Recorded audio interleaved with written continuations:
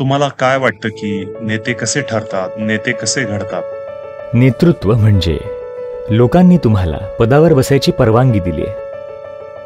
तुम्ही जर पदावर बसला आहात तर असं काही पाहू शकता जे बरेच लोक पाहू शकत नाहीत. हे स्वाभाविकपणे तुम्हाला नेता बनवतं. आता एकदा का अंतर्दृष्टी आली मग ती तुम्हाला विशिष्ट क्षमता देईल.